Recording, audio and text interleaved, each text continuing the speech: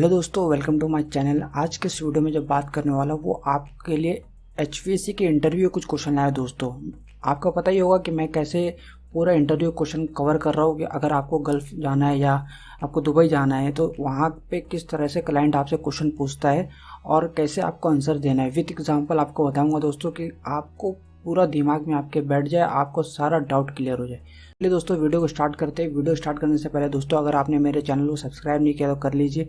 Video को like भी कर देना दोस्तों, और ज़रूर कमेंट करना आपको किस टाइप का आपको वीडियो चाहिए, आपको अच्छा लग रहा है, ख़राब लग रहा है, जो भी लग रहा है आप बोल सकते हो, नीचे कमेंट में लिख सकते हो, मैं आपका रिप्लाई दे दूँगा। दोस्तों चलिए वीडियो को शुरू करते हैं। सबसे पहले जो क्वेश्चन है, what is local comfort cooling system. दोस्तों जैसे ही आप कंफर्ट कूलिंग जैसी क्वेश्चन आता है, आप डायरेक्ट बोल दोगे 24 डिग्री सेल्सियस। आपका जो ह्यूमन कंफर्ट होता है वो होता है आपका 24 डिग्री सेल्सियस, ठीक है। लेकिन दोस्तों ये ऐसा ज़रूरी नहीं है हमेशा आपको कूलिंग इंडिया में हो तो कूलिंग चाहिए। अभी रशिया में चले जाओगे तो, ठीक है। तो कंफर्ट की डेफिनेशन ना बहुत सारे फैक्टर पे अफेक्ट करती है। अगर आप ऐसा क्लाइंट को बोल दोगे आपको कूलिंग भी चाहिए, ठीक है, आपको हीटिंग भी चाहिए, आपको ह्यूमिडिटी कंट्रोल भी चाहिए, ठीक है, और आपको एयर फिल्टर भी चाहिए, ठीक है, क्लीन एयर भी चाहिए आपको, तो ये सारी चीज़ें मिल के आपका बनता है ह्यूमन कंफर्ट। ये जो एग्जांपल लिया यहाँ पे, जो मैंने एग्जांपल लिया वो समर मंथ का लिया, इसलिए यहाँ पे कूलिंग का कंफर्ट दिया हुआ है। तो आई होप दोस्तों आपको समझ में आ गया होगा कि कंफर्ट क्या होता है। अगर कंफर्ट कूलिंग पूछा तो आपको 24 डिग्री सेल्सियस आपको पता ही होगा। चलिए दोस्तों नेक्स्ट क्वेश्चन की तरफ बढ़ते हैं। नेक्स्ट क्वेश्चन है, how vapour compression refrigeration system work. कि वेपर कंप्रेशन रेफ्रिजरेशन सिस्टम कैसे वर्क करता है। दोस्तों जो हमारा जो चिलर होता है, जो भी AC होता है, वो वेपर कंप्रेशर पे वर्क करता है।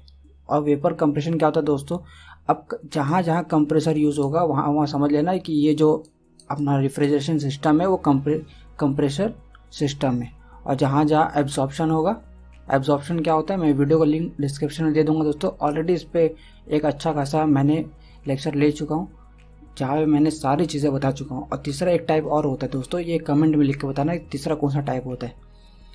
तो यहाँ पे क्या पूछा है कि कैसे वेपर कंप्रेशन रेफ्रिजरेशन सिस्टम आपका वर्क करता है। दोस्तों कुछ इस तरीके से इसका डायग्राम देख सकते हो। ये यहाँ पे ये PV डायग्राम बनाया हूँ, ठीक है, प्रेशर और वॉल्यूम डायग्राम। एकदम ईजी तरीके से आपको समझा देता हूँ कि कैसे काम करता है। सबसे पहले कंप्रेसर क्या करता है दोस्तों, आपका जो भी रेफ्रिजरेंट रहेगा, जो भी रेफ्रिजरेंट रहेगा उसको कंप्रेस करेगा दोस्तों। तो दो चीज़ इंक्रीज होगी, एक होगा टेम्परेचर और एक होगा प्रेशर।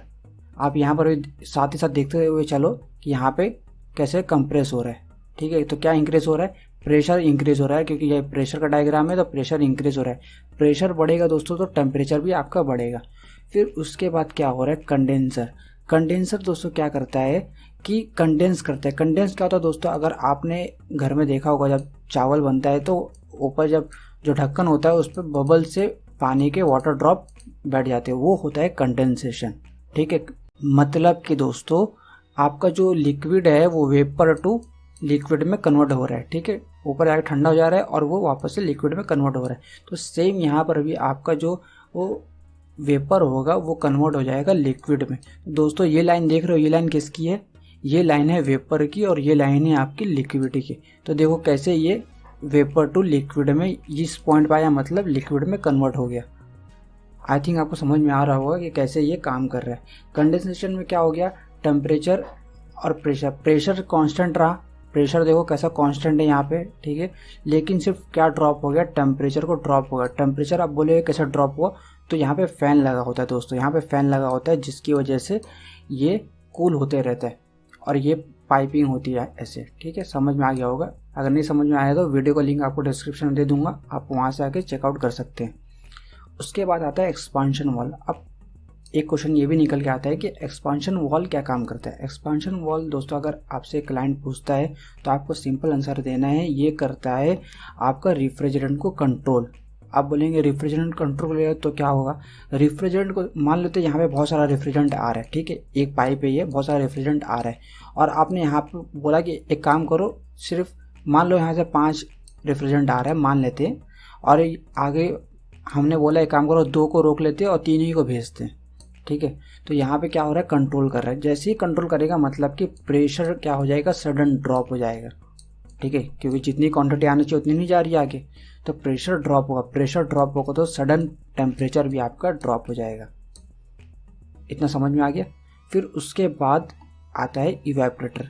आपका जो भी कूलिंग का जो काम होता है वो सारा चीज़ आपका इवेपोरेटर में होता है, क्योंकि ये जो होता है ये आपके रूम में लगा होता है, ठीक है। अगर एसी है तो रूम में आपके इवेपोरेटर लगा होता है। तो दोस्तों ये क्या करता है, जितना भी रूम की जो हीट होती है उसके क्या करता है, एक्सट्रैक्ट कर लेता है, मतलब ले लेता है, खींच लेता है। और जैसे ही अगर ये हीट को ले लेगा तो इसका क्या हो जाएगा, टेम्परेचर बढ़ जाएगा। टेम्परेचर बढ़ जाएगा तो ये जो है फिर फेज चेंज होगा लिक्विड टू वेपर में, ठीक है। मतलब दो जगह आपका फेज चेंज हुआ, एक कंडेंसर में हुआ वेपर टू लिक्विड में, और फिर इवेपोरेटर में हुआ लिक्विड टू वेपर में।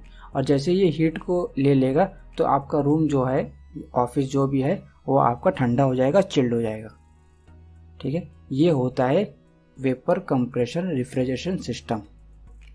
तो अगर ये भी डायग्राम अगर आपको याद रह सके तो आप पूरा चीज़ आप एक्सप्लेन कर सकते हो। अगर क्लाइंट आपसे पूछता है तो आप उसके सामने अगर ये डायग्राम में बना दोगे तो आपका सिलेक्शन के चांसेस बढ़ जाएंगे। फिर एक क्वेश्चन है कि why capacity of air conditioner is measure in ton.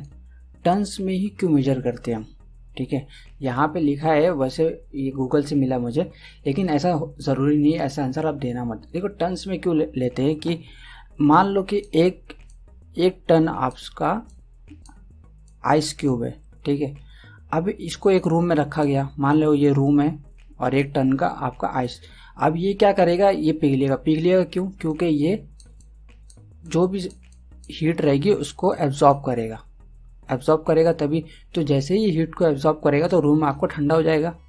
और दोस्तों ये सब ना जो रेफ्रिजरेशन सिस्टम है, जो फ्रिज है, ये सब क्यों इन्वेंट की गई है अगर आपको मैं बता दूं तो ये की गई थी दारू को ठंडा रखने के लिए। ये सारी चीज़ें इन्वेंशन हुआ था, ठीक है, क्योंकि लोगों को चाहिए थी ठंडी दारू, हाँ ठंडी शराब चाहिए थी। तो ठंडी शराब करने के लिए आपका जो फ्रिज है, ये सारा चीज़ें आपका इन्वेंशन हुआ था।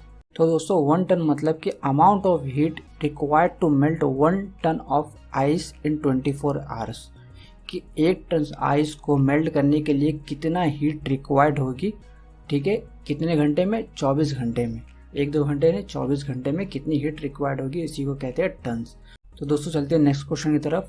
What is BTU, British thermal unit. दोस्तों मैंने क्या बताया, 1 टन इक्वल टू होता है 12,000 BTU, ठीक है। अब बोलेंगे BTU क्यों, दोस्तों ये सब ना यूनिट है, ठीक है। आप किसने मेजर कर रहे हो, अगर 1 टन बोलो या 12,000 BTU बोलो, दोनों एक ही बात है, ठीक है। तो क्या होता है आप देख लेते हैं यहाँ पे, the British thermal unit is unit of heat. It is defined as the amount of heat required to raise the temperature of 1 pound of water by 1 degree of Fahrenheit. मतलब कि अगर 1 पाउंड ऑफ वाटर लिया, ठीक है, इसको 1 degree Fahrenheit बढ़ाने के लिए, ठीक है। अगर आपको ऐसे नहीं समझ में आ रहा है तो मैं आपको एक और एग्जांपल लेता हूँ। मान लेते हैं आपने एक बकेट में आपने पानी लिया और उसको गर्म करना स्टार्ट किया, ठीक है। और हम डिग्री सेल्सियस में लेते हैं, मान लेते हैं इसका जो टेम्परेचर है वो 25 डिग्री सेल्सियस है, ठीक है, 25 डिग्री सेल्सियस है। आप हीट दे रहे हो, ठीक है, हीट दे रहे हो और इसका टेम्परेचर बढ़ गया 26 डिग्री सेल्सियस, ठीक है। तो इतना हीट बढ़ाने के लिए कितने अमाउंट ऑफ एनर्जी आपकी लगी, ठीक है। तो वही कह रहा है कि वो 1 पाउंड का आपका वो है, 1 पाउंड मतलब आपका आधा लीटर, ठीक है, लगभग आधा लीटर। और उसको 1 डिग्री फ़ारेनहाइट बढ़ाने के लिए कितने अमाउंट ऑफ एनर्जी लग रही है, इसी को कहते हैं ब्रिटिश थर्मल यूनिट। ये एक यूनिट है किसका, हीट का, अमाउंट ऑफ हीट का। तो दोस्तों आज की वीडियो में इतनी था। आई होप दोस्तों आपको वीडियो पसंद आई होगी। वीडियो पसंद आई तो दोस्तों वीडियो को लाइक कर देना और मेरे चैनल को सब्सक्राइब कर देना। थैंक यू सो मच, और कमेंट ज़रूर करना दोस्तों। थैंक यू सो मच, मिलते हैं नेक्स्ट वीडियो में।